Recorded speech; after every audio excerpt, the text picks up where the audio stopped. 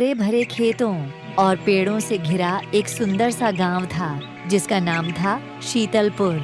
अपनी सुंदरता के लिए जाना जाता था। गांव से लगे हुए बगीचे और हरे भरे खेत गांव की सुंदरता बढ़ाते थे। गांव से लगकर एक नदी बहती थी जिसका नाम था सुंदरी। इस नदी से ही सारे बगीचों और खेतों को पानी मिलता था। गांव की खेतीबाड़ी इस नदी पर ही निर्भर थी। गर्मी का मौसम अपनी चरम सीमा पर था, जिसकी वजह से नदी भी अब सूखने के कगार पर थी। गांव के लोगों को अब बारिश का इंतजार था। गांव में 3 पड़ोसी मोहन, राहुल और हरि रहते थे। मोहन अपनी पत्नी मीरा के साथ रहता था और राहुल तथा हरिपास के घर में एक साथ रहते थे।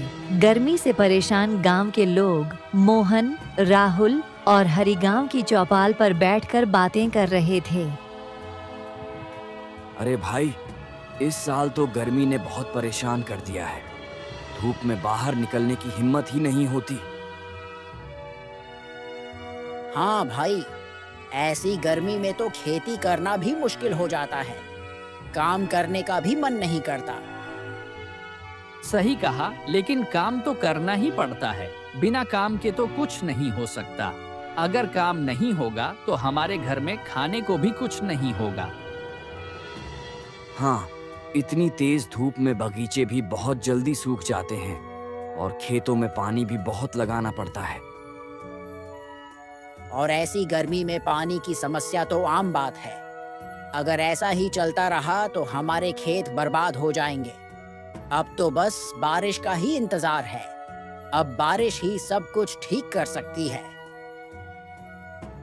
अगले दिन लोग रोज की तरह अपना अपना काम करने में व्यस्त थे। कुछ देर बाद तेज हवाएं चलने लगीं और आसमान में काले बादल आ गए और बारिश शुरू हो गई।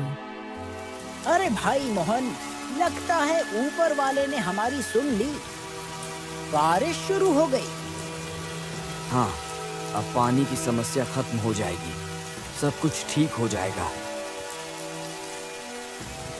सभी गांव के लोग बारिश को देखकर बहुत खुश थे। पूरे गांव में बारिश की वजह से खुशहाली का माहौल था। फिर सभी गांव वाले अपने अपने घर चले जाते हैं। अरे मीरा, अब बारिश आ गई है। अब यह गर्मी कम हो जाएगी। अब हमारे खेत और बगीचे हरे भरे हो जाएंगे और नदी भी, जो सूख रही थी, अब वह भी पानी से भर जाएगी। हाँ, अब हमारी फसल भी अच्छी हो जाएगी। अब हमें फसल से अच्छा मुनाफा होगा। सही कहा। हम इस बार की फसल बेचकर खूब पैसा कमाएंगे और एक अच्छा सा घर बनाएंगे। बस यह बारिश ऐसे ही होती रहे और यह बारिश की रात ठीक से गुजर जाए। अगले दिन जब मोहन उठता है तो देखता है कि बारिश अभी भी हो रही है। मोहन फिर घर आता है और मीरा से कहता है, अरे मीरा, देखो बाहर तो बहुत तेज बारिश हो रही है। लगता है पूरी रात बारिश नहीं रुकी है। सड़कें तो नदी में बदल गई हैं। अगर ऐसे ही बारिश होती रही तो पानी हमारे घर में आना शुरू हो जाएगा।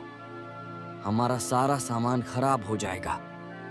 पता नहीं यह बारिश कब रुकेगी। मीरा, मैं बाहर जाकर देखता हूँ। शायद हरि और राहुल को खेतों के बारे में कुछ पता हो। मोहन बाहर निकलता है और राहुल तथा हरि के पास पहुंचता है। अरे भाइयों, ये बारिश तो रुकने का नाम ही नहीं ले रही है। हाँ, अगर यह बारिश ऐसे ही होती रही तो हमारे गांव में तो बाढ़ आ जाएगी। अगर बारिश और हुई तो पानी घर के अंदर चला जाएगा। चलो, हमें खेत पर जाकर देखना चाहिए। तीनों बारिश में अपने खेतों की ओर निकल पड़ते हैं। तीनों जब खेत पर पहुंचते हैं तो देखते हैं कि सारी फसल बर्बाद हो चुकी होती है। तीनों दुखी उदास चेहरा लेकर अपने अपने घर पहुंच जाते हैं। फिर मोहन अपने घर पहुंचता है और मीरा से कहता है, मीरा, हमारी इस बार की सारी फसल बर्बाद हो गई।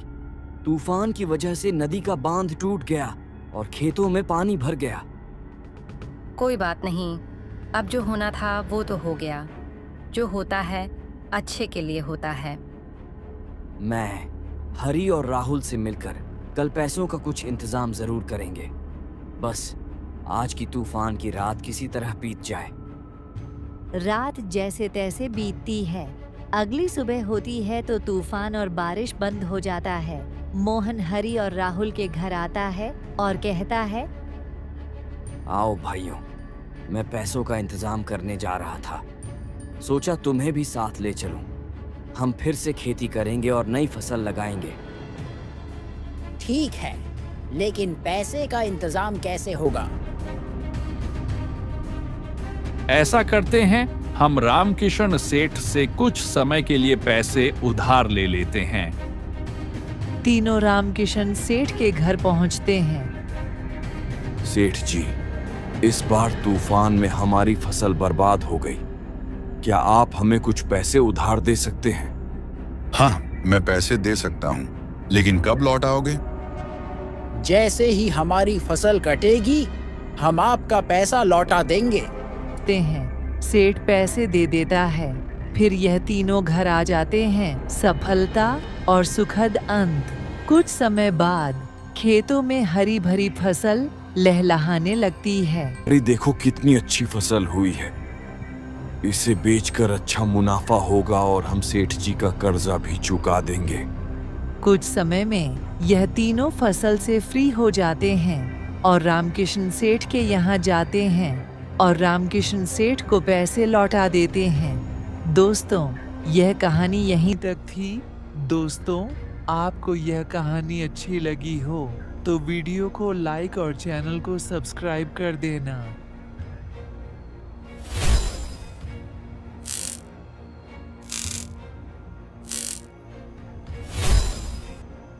मिर्ज़ापुर नामक एक गांव था। यहाँ इस साल गर्मी तो बहुत पड़ रही थी और हर किसान को डर था कि कहीं बारिश ना हो जाए, नहीं तो सारी फसल नष्ट हो जाएगी। यहाँ पर एक घर में पप्पू नाम का ये आदमी अपने बूढ़े माता पिता के साथ रहता था। पप्पू बहुत ही पढ़ा लिखा और समझदार था। पप्पू के पिताजी की भी उम्र हो गई थी, इसलिए पप्पू के ऊपर जिम्मेदारी का बोझ आ गया। बेटा, ये लो खाना, समय से खा लेना। जी माँ जी। पप्पू, सुन बेटा, वो धर्मवीर की दुकान से 100 रुपए उधार हैं। जब तू शाम को आए तब दुकानदार के पैसे दे आना। मगर पिताजी, आज तो मैं खेत पर ही रहूंगा। मैं एक काम करूंगा, दिन में आऊंगा और दुकानदार के पैसे दे दूंगा। ठीक है। शकुंतला, सुनती हो? देखो हमारा बेटा कितना बड़ा हो गया है। अब हमें इसकी शादी के बारे में सोचना चाहिए। नहीं नहीं, अभी तो ये बहुत छोटा है। मैं इसकी शादी अभी नहीं करवाऊंगी। आप दोनों की गपशप खत्म हो गई हो तो मैं जाऊं, मुझे देर हो रहा है। जी बेटा, ध्यान से जाना और समय से खाना खा लेना। इतना कहकर पप्पू घर से निकल आता है। वह रास्ते में चलते चलते सोचता है और कहता है, मुझे जल्द से जल्द फसल की कटाई शुरू कर देनी चाहिए। मौसम का कुछ पता नहीं है, कब से कब क्या हो जाए।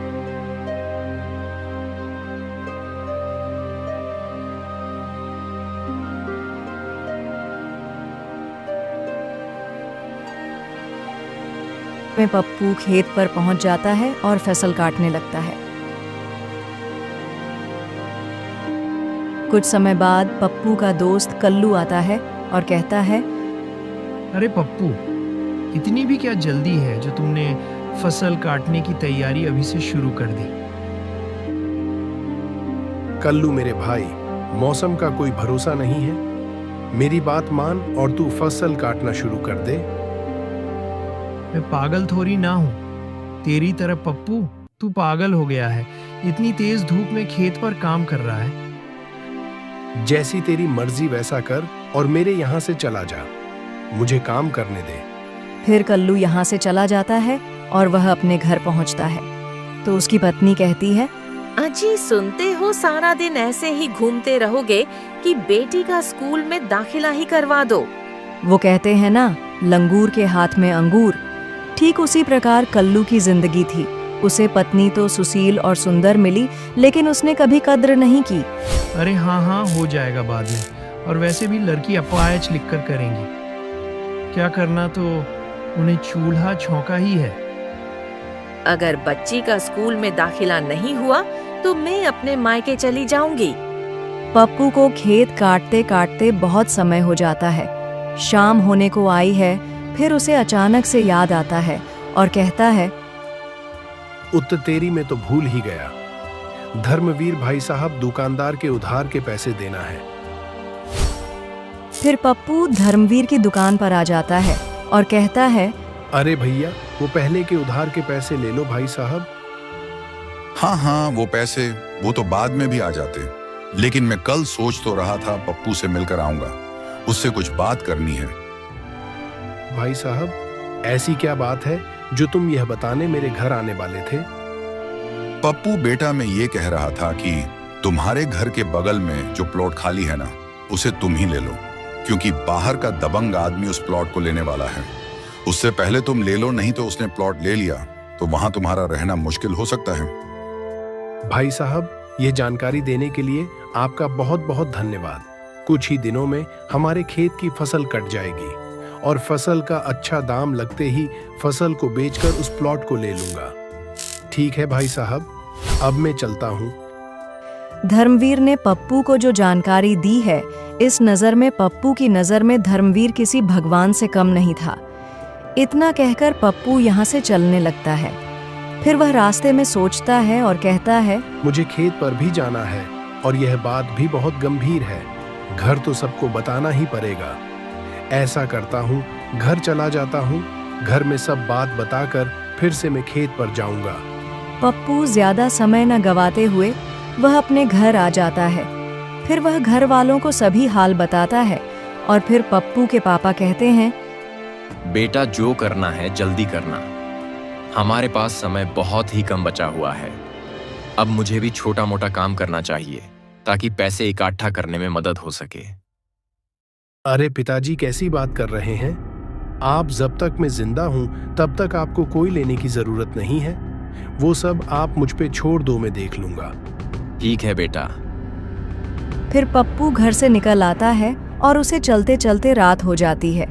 कुछ समय में पप्पू अपने खेत पर पहुंच जाता है और कहता है, आज रात मुझे खेत पर ही रुकना चाहिए। चलो, अब बहुत नींद आ रही है, सो जाता हूँ। पप्पू रात को खेत में इसलिए रुक रहा था क्योंकि उसकी कटी हुई फसल कोई चोरी ना कर ले। कुछ समय बाद पप्पू गहरी नींद में सो जाता है।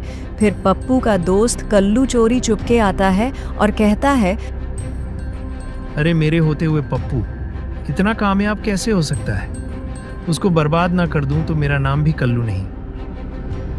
कल्लू के मन में एक जलन आ गई थी कि पप्पू समय से अपना कारोबार संभालता है। फिर कल्लू के दिमाग में खतरनाक आइडिया आता है और कहता है, हा, अब आएगा मजा। जब फसल ही नहीं बचेगी तो पप्पू क्या करेगा? अब मैं इसकी सारी फसल को आग लगाकर नष्ट कर दूंगा। कल्लू ने तय कर लिया था कि पप्पू को बर्बाद करना ही है। फिर एक दंदे में आग लगाकर फसल में आग लगाने ही वाला था। इतनी देर में तेज आंधी तूफान आता है और आग बुझ जाती है और दंदा कल्लू के हाथ से छूट जाता है, नीचे गिर जाता है। फिर आवाज से पप्पू जाग जाता है और कल्लू को देख लेता है और कहता है, अरे कल्लू, इतनी रात में तू यहाँ पर कैसे? क्या हुआ? पप्पू की बात सुनकर कल्लू घबरा जाता है और कहता है, पप्पू भाई, वो मैं यहाँ तुमसे मिलने आया था। मैंने एक बहुत बुरा सपना देखा, इसलिए मैं पहले तुम्हारे घर गया था, लेकिन तुम वहाँ नहीं, इसलिए मैं खेत पर आ गया। कल्लू झूठ बोलकर बच जाता है और यहाँ से चुपचाप निकल लेता है।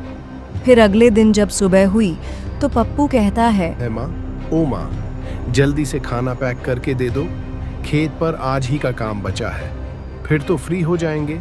हर रोज की तरह पप्पू की माँ खाना पैक करके दे देती हैं। फिर वह घर से निकल आता है और खेत पर पहुंच जाता है। कुछ फसल ही बची हुई थी।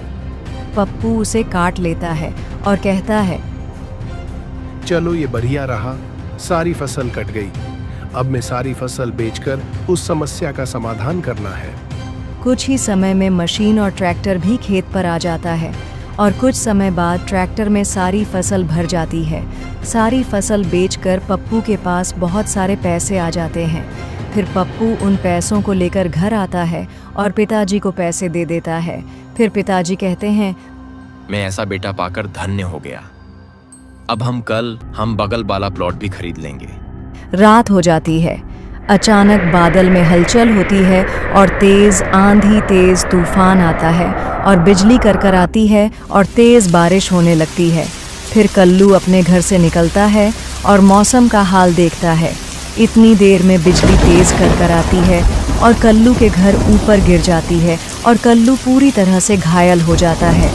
कल्लू की पत्नी मायके चली गई थी, इसलिए वह बच जाती है, लेकिन कल्लू घायल हो जाता है।